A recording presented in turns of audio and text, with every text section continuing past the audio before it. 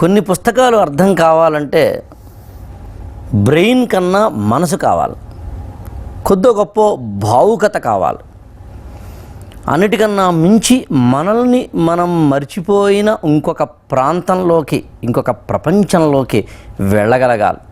అలాంటి ఒక పుస్తకం, ఆ పుస్తకం తాలూకు విశేషాలు, దాని తాలూకు ఒక భావుకత, అంతకు మించిన మార్మికత తెలుసుకునే ప్రయత్నం చేద్దాం ఇవాల్టి ఫేస్ ద బుక్లో.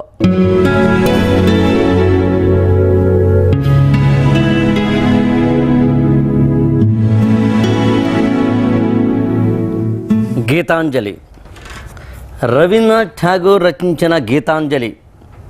ఆ పేరు వినని వారు ఉండరు.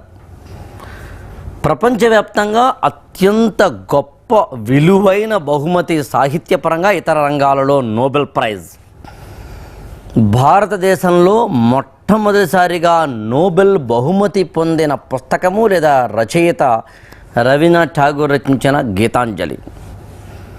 నిజానికి రవీంద్రనాథ్ ఠాగూర్ రచించిన గీతాంజలి ప్రపంచవ్యాప్తంగా 1913లో మొట్టమొదటిసారిగా బహుమతి నోబెల్ ప్రైజ్ పొందినప్పుడు ఈ పుస్తకం ఏమిటో, రవీంద్రనాథ్ ఠాగూర్ యొక్క ఆశయాలు, ఆదర్శాలు, ఆలోచనలు ఏంటో ప్రపంచానికి తెలిసింది.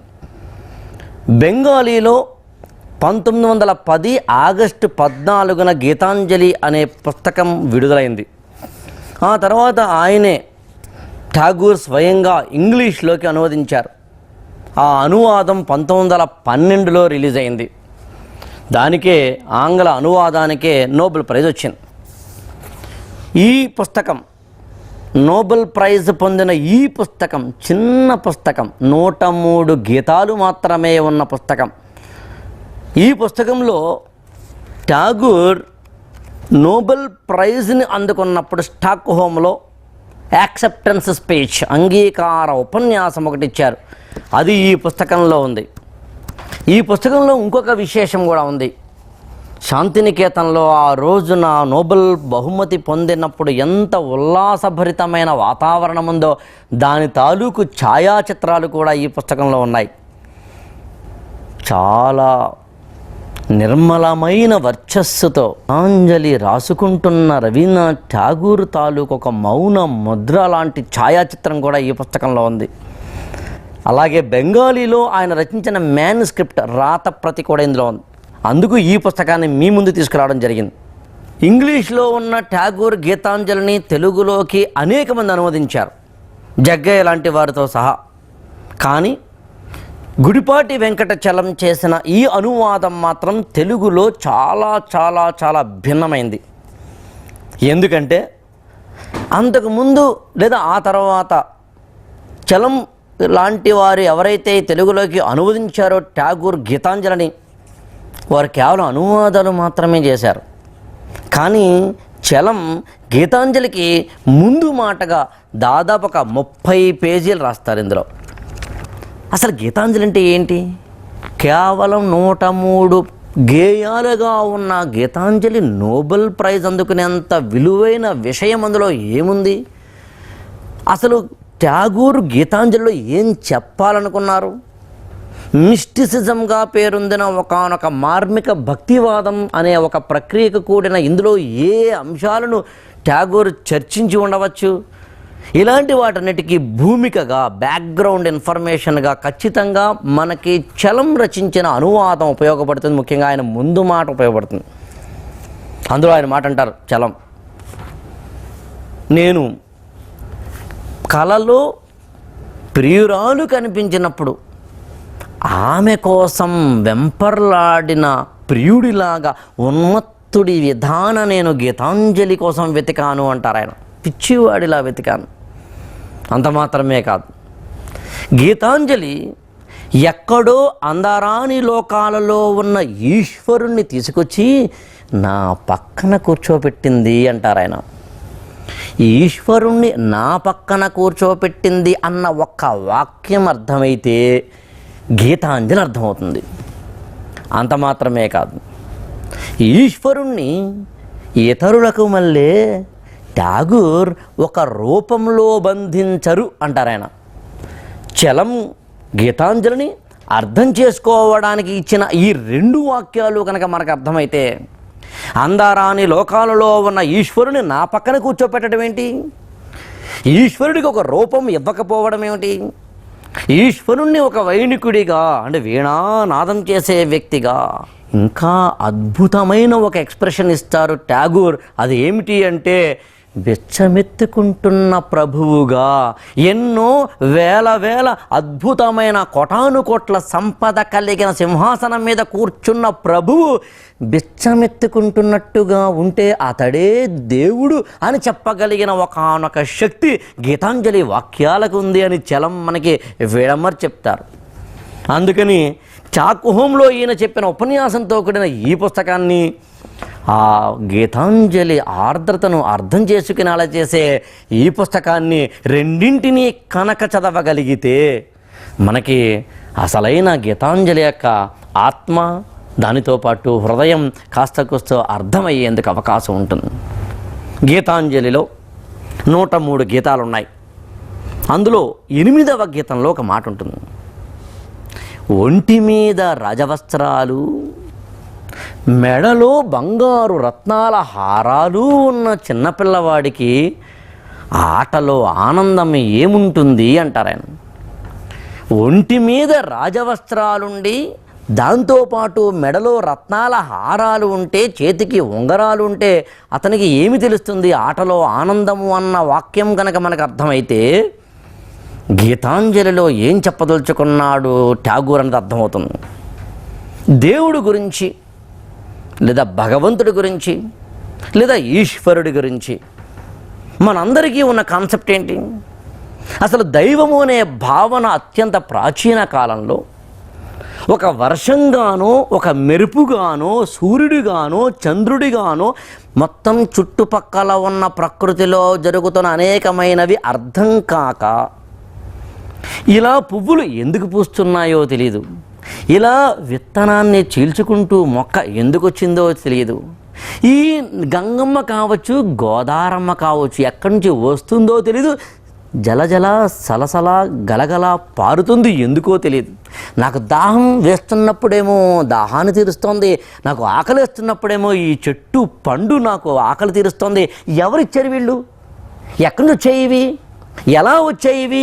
ఈ ప్రశ్నలతోటి వేగిపోయిన ప్రాచీన ఋషులు బహుశా నాకన్నా ఎవరో ఎక్కడో ఉండి ఇవన్నీ నా కోసం సృష్టించారు అనుకోవడంలో దైవ భావన వచ్చింది.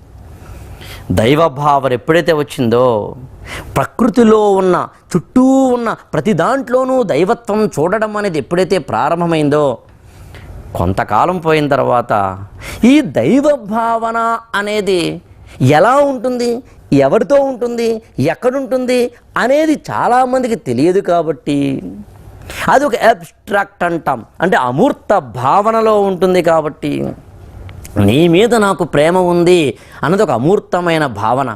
ఆ ప్రేమను ప్రకటించడానికి నీకు ఒక పుష్పాన్నో, ఒక పెన్నును, ఒక పుస్తకాన్నో ఇవ్వడము అనేది ఆ ప్రేమ భావనను వ్యక్తీకరించే ఒక తత్వం. అలా అనుకున్నప్పుడు నాకు అర్థమైన దేవుడు అందరికీ అర్థం కావడం కోసం ఆయనకు ఒక విగ్రహం ఇవ్వడం జరిగింది. అంత మాత్రమే కాదు, ఆ విగ్రహం వచ్చింది, దానికి ఒక గుడి వచ్చింది, ఆ గుడితో పాటు పూజారి, ఆ పూజారితో పాటు సమస్త వ్యవస్థలు వచ్చాయి. చివరికి ఏమైందంటే దైవ భావన అన్నది కాస్త గుళ్ళల్లోనూ విగ్రహాల్లోనూ ముడిపడిపోయి అసలు నిజానికి ఇల్లు అలుక్కుంటూ ఏక తన పేరు మర్చిపోయినట్టుగా అసలు దేవుణ్ణే మర్చిపోయిన ఒకానొక సందిగ్ధావస్థలోకి, మూర్ఖపావస్థలోకి మానవుడు వెళ్ళిపోవడం జరిగింది. అలా వెళ్ళిపోయినప్పుడు అసలైన దైవభావన కనుమరుగవడం జరిగింది. అలా కనుమరుగైన దైవభావనను తిరిగి తీసుకొచ్చేందుకు చేసిన ప్రయత్నంలో భాగంగా అనేక రచనలు వచ్చాయి. అందులో ఉత్తమోత్తమైనది ట్యాగూర్ రచించిన గీతాంజలి. దైవ భావన అన్నది ఎప్పుడైతే విగ్రహాలు పెట్టామో, గుడులు కట్టామో, క్రమంగా ఒక పూజ, అర్చన, అభిషేకము, ప్రసాదము, శటగోపము, హారతి క్రమంగా వ్యవస్థలోకి అనేకం రావడం జరిగాయి. దాంతో క్రమంగా దేవుడంటే ఇదిగో ఇక్కడే ఈ విగ్రహంలోనే ఉంటాడు, ఇదిగో ఇలాగే ఉంటాడు అనే ఒకానొక పరిధిలోకి మానవుడు వెళ్ళిపోయాడు.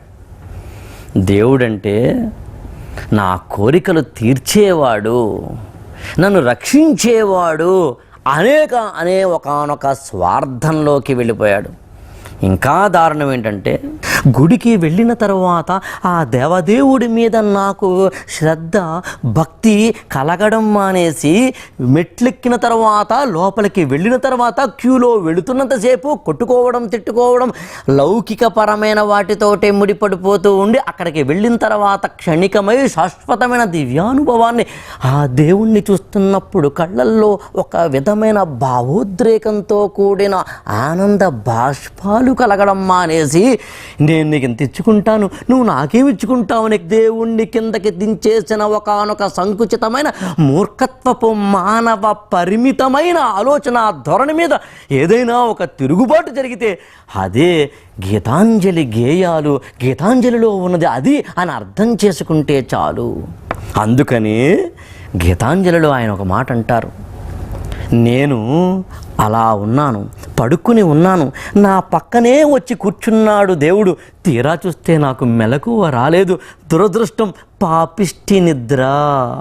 మనందరము అలాంటి పాపిష్టి నిద్రలోనే ఉంటున్నాం.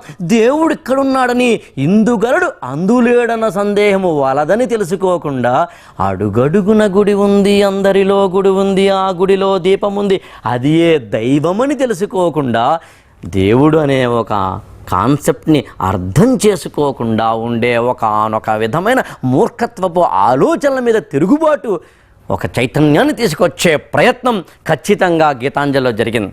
విశేషం ఏంటంటే, దాదాపుగా యూరోపియన్ కంట్రీస్లో కూడా ఇలాంటి ఒకానొక భావన 16, 17, 18 శతాబ్దాల కాలంలో కనిపిస్తుంది. భారతదేశంలో కూడా ముఖ్యంగా 1860ల తరువాత స్వామి దయానంద సరస్వతి లాంటి వారి యొక్క ఆర్య సమాజ్ కానీ, లేకపోతే ఈశ్వర చంద్ర విద్యాసాగర్ లాంటి వారి యొక్క సమాజాలు కానీ, మేడం బ్లావెట్స్కీ లాంటి వాళ్ళ యొక్క దివ్య జ్ఞాన సమాజం కానీ, ఇంకా రాజా రామ్మోహన్ రాయ్ అందించిన బ్రహ్మ సమాజం లాంటివి కానీ, భగవంతుడికి సంబంధించిన ముఖ్యంగా విగ్రహారాధనకు సంబంధించిన కేవలం విగ్రహాల్లో మాత్రమే దేవుడుండిపోతాడు, దేవుణ్ణి అంటే కేవలం విగ్రహాల్లో మాత్రమే చూస్తాము అనే ఒకానొక భావనని వ్యతిరేకిస్తూ ఒక సాంఘిక వాతావరణం వచ్చింది. వడివడిగా స్వర్గాలను అందుకొనాలని వడిగా గుడిమెట్లెక్కావు, సాటి మనిషి వేదన మరచి జాలి లేని శిలవయ్యావు. అలాంటి శిలవు అవుతున్న దశలో భారతదేశంలో విగ్రహారాధనని లేదా మూర్ఖత్వపు మూఢ ఆచారాలని వ్యతిరేకిస్తూ వచ్చిన ఒక సాంఘిక పరిణామంలోంచి ఖచ్చితంగా ఠాగూర్ గీతాంజలి వచ్చింది. అందుకే ఆయన బాల్యం కానీ, ఆయన యవ్వనం కానీ, ఆయన ఆత్మకథలో కానీ, ఆయన ఇతర రచనలో కానీ చూస్తే అంతెందుకు గీతాంజలిలో చూసినా కూడా అంతే. గీతాంజలిలో ఆయన 10వ పాటలో ఒక మాట అంటారు, ఎక్కడైతే దరిద్రాతి దరిద్రులు, పీడితులు, తాడితులు ఉంటారో వాళ్ళ దగ్గర ఓ దేవుడా నీ పాదాలు ఉంటాయి. నేను నీ కాళ్లకు నమస్కారం పెట్టాలని తలను దించి అక్కడికి వచ్చినప్పుడు నా మనసు మాత్రం అక్కడున్న దరిద్రాతి దరిద్రను అసహ్యించుకుంటుంది. అంటే దేవుడు కావాలి, కానీ దేవుడికి సంబంధించిన సమాజము, దేవుడికి సంబంధించిన మానవీయత, మానవ సేవే మాధవ సేవ అనే ఒకానొక తత్వం మాత్రం నాకు అర్థం లేదు, అర్థం కాదు అని చెప్పే ఒకటి మనకి గీతాంజలిలో కనిపిస్తుంది. ఆయన ఇంకొక మాట కూడా అంటారు, చాలా గుండెను బద్దలు చేసే మాట, చాలా తీవ్రంగా ఆలోచింపచేసే మాట. ఎంత అద్భుతంగా అంటారంటే ఠాగూర్ గీతాంజలిలో ఒక్క మాట చెప్తాడు ఆయన, గుళ్ళో ఉన్నావా, దేవుడు కనిపిస్తున్నాడా, కళ్ళు తెరువు, అక్కడ దేవుడు లేడు. మరి ఎక్కడున్నాడంటే గట్టి నేలను దున్నుతున్న రైతు ఎక్కడున్నాడో అక్కడ దేవుడున్నాడు. ఎక్కడైతే ఒక అద్భుతమైన రహదారిని వేసేందుకు కూలీలు పనిచేస్తున్నారో అక్కడ దేవుడున్నాడు. మాసిన బట్టల్లో ఉన్నాడు, దుమ్ములో, ధూళిలో, పొగలో, ఎండలో, వానలో కుంచుకుపోతూ ఆ దరిద్రాతి దరిద్రుల చుట్టూ దేవుడు తిరుగుతున్నాడు. అర్థం చేసుకోవో మానవుడా, అక్కడ దుమ్ములో ధూళిలో తిరుగు, దేవుడు నీకు కనిపిస్తాడు అని ఠాగూర్ గీతాంజలిలో చెప్పడం జరిగింది. ముఖ్యంగా దేవుడు అనే ఒక భావనతోటి మూర్ఖత్వపు జోలికి వెళ్ళిపోతున్న మానవాడిని చైతన్యం వైపు తీసుకెళ్లేందుకు గీతాంజలి వచ్చింది. అందుకే నోబెల్ ప్రైజ్. చలం ఠాగూర్ గీతాంజలికి ముందు మాటగా మొట్టమొదటిగా ఒక గీతాన్ని ఇస్తారు. నిజానికి ఠాగూర్ రచించిన ఫ్రూట్ గ్యాదరింగ్ అనే ఒక ఖండికలో ఉంది. అది వాళ్ళకి దోవ తెలుసు, ఇరుకు సందుల గుండా నిన్ను చేరుకున్నారు. నిన్ను అంటే భగవంతుడు. నాకేమీ తెలియదు, అటు ఇటు తిరుగుతూ రాత్రిలోకి వెళ్ళిపోయాను. చీకట్లో నిన్ను చూసి భయపడేటంత నేర్చుకోలేదు నేను. సరైన దోవన నేను రాలేదని విజ్ఞులు నన్ను తిట్టిపోశారు. నేను వెనక్కి తిరిగి వెళ్ళిపోదామనుకుంటుంటే నువ్వు నా చెయ్యి పట్టుకుని ఆపావు. దేవా, రోజు రోజుకి వాళ్ళ తిట్లు ఇంకా పెరుగుతూనే ఉన్నాయి.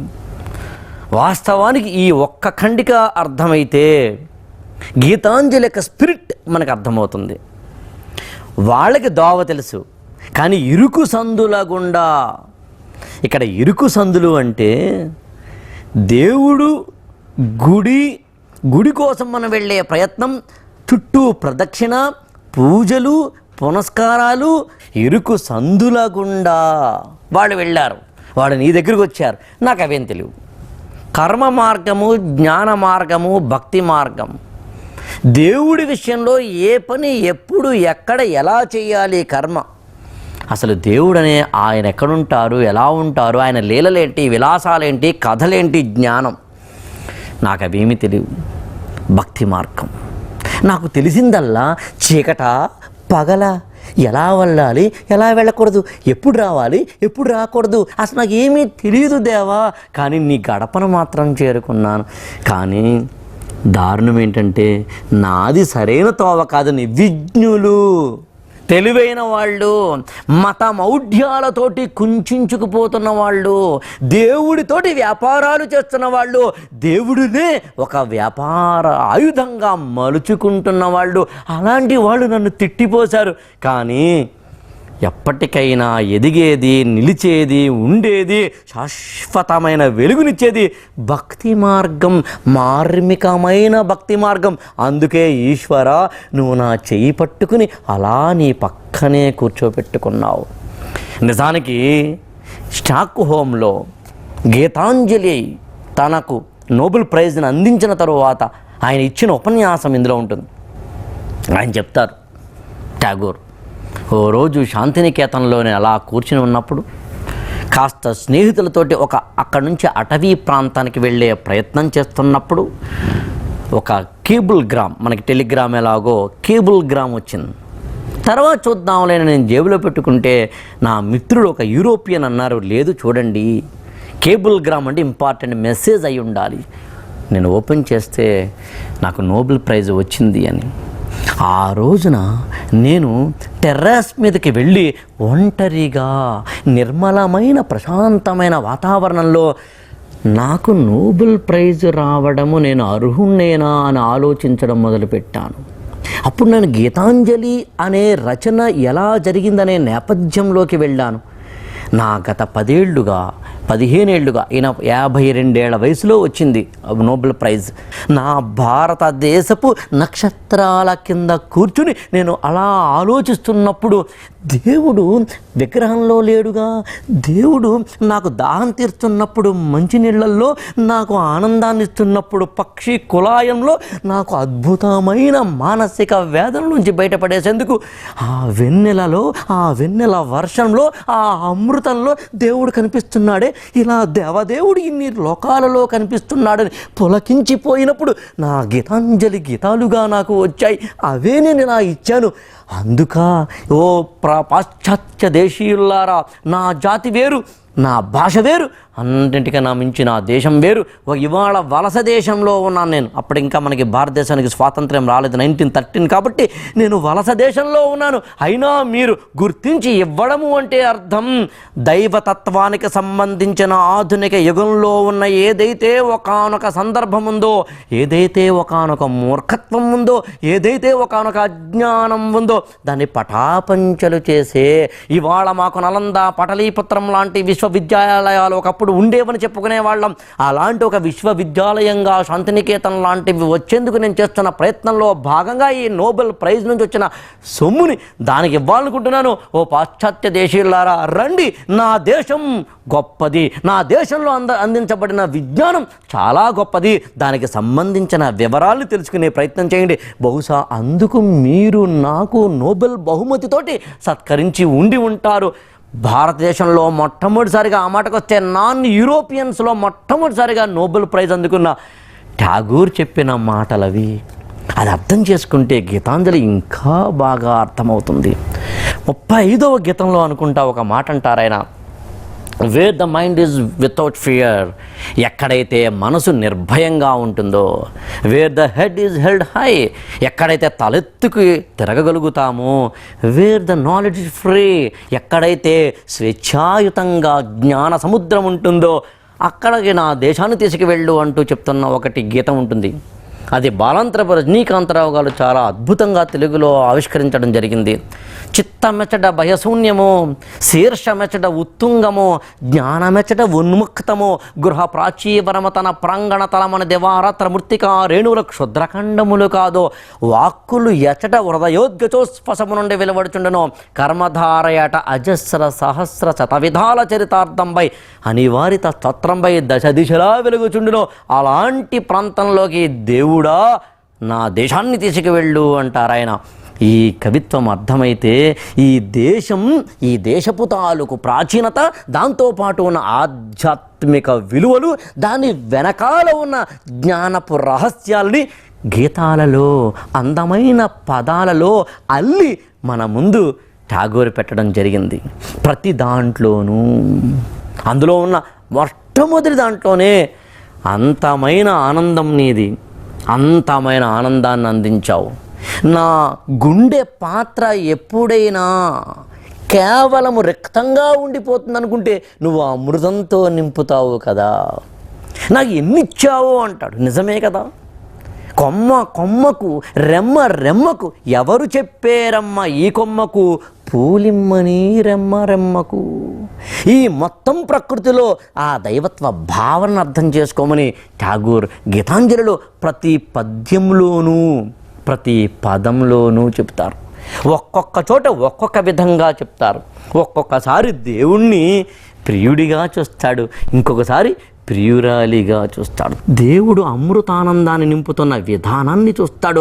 ఆ దేవుడు నీవు కోరికలు కోరితే తీర్చేందుకు, నువ్వు కోరికలు కొరకపోతే తీర్చకుండా ఉండేందుకో, నువ్వు ఆయన్ని మొక్కుకుంటే నీ పక్కన ఉండేందుకో, మొక్కకపోతే నిన్ను దిక్కులేని వాడిగా వదిలేసేందుకో. దేవుడు నీతోటి ఆడుకునేవాడు కాదు, ఆదుకునేవాడు. అమ్మను అడిగితే అన్నం పెట్టడం ఆమె స్వభావం. దేవుడు అడగాల్సిన అవసరం లేదు అనో మాట అంటారు ఆయన.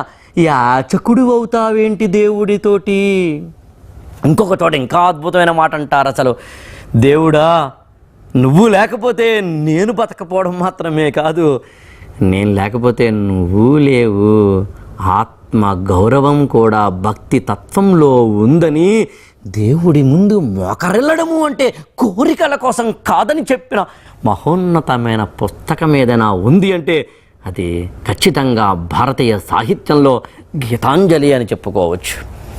చివరిగా తల్లి శిశువుని ఈ స్తనంతో పాలిస్తున్నప్పుడు, ఈ స్తనం వైపుకి తీసుకువెళ్ళినప్పుడు, తల్లికి ఇలా తీసుకువెళ్ళడం ఒక్క క్షణమే, కానీ బిడ్డకదొక యుగం, అదొక పెద్ద గంభీరమైన శోకం. ఈ పక్క నుంచి ఈ పక్క దేశంలో బెక్క పెట్టుకుని ఏడ్చేస్తుంది ఆ శిశువు. అంటే ఇక్కడ తల్లి పరమాత్మ, ఆ శిశువేమో మానవుడు. మానవుడు ఒక్కసారి దేవుడికి దూరమైపోతే ఏడవాలి, కన్నీరు కార్చాలి. దేవుడా నాకు కనిపించట్లేదు అని త్యాగరాయ కృతుల్లోనో రామదాసు కృతుల్లోనో ఉన్నట్టుగా నువ్వు ఏడవగలగాలి. ప్రియుడు ప్రియురాలు మంచం మీద కూర్చున్నారు. ప్రియురాలు వెళ్ళి తలుపు వేసి వస్తోంది. ఆమె తలుపు వేసి వస్తున్నప్పుడు ఆమె ఒక్కొక్క అడుగులో ప్రియుడు శతాబ్దాల విరహాన్ని చవిచూస్తాడు అంటాడు ఠాగూర్. ఆ ప్రకారంగానే చలం, శతాబ్దాల విరహం. అక్కడ ప్రియురాలు దేవుడు, ప్రియుడు మానవుడు. దేవుడు ఎప్పుడు వస్తాడా, ఎప్పుడు కనిపిస్తాడా అని కళ్ళు ఎదురు చూసుకుని శతాబ్దాల విరహంతో భక్తి మార్గంలో వెళ్ళగలిగితే, భగవంతుడికి రహస్యం నీకు అర్థమైతే, అప్పుడు నీ జీవితంలో నీకే తెలియని ఒక ఆత్మశక్తి, దివ్య శక్తి కలుగుతుంది అని చెప్పే ఒక మహోన్నతమైన గ్రంథం గీతాంజలి. అందుకేనేమో నోబెల్ ప్రైజ్ అందుకుంది. అందుకేనేమో మనం చదువుతున్న ప్రతిసారి సర్ప్రైజ్ అవుతూ ఉంటాం.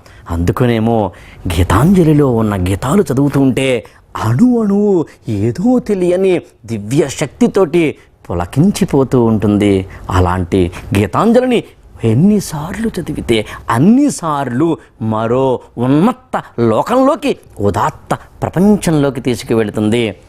అలాంటి పుస్తకాలు చదివే ప్రయత్నం చేద్దాం. అలాంటి మరో పుస్తకంతో మళ్ళీ కలుద్దాం. అంతవరకు థ్యాంక్ యూ సో మచ్.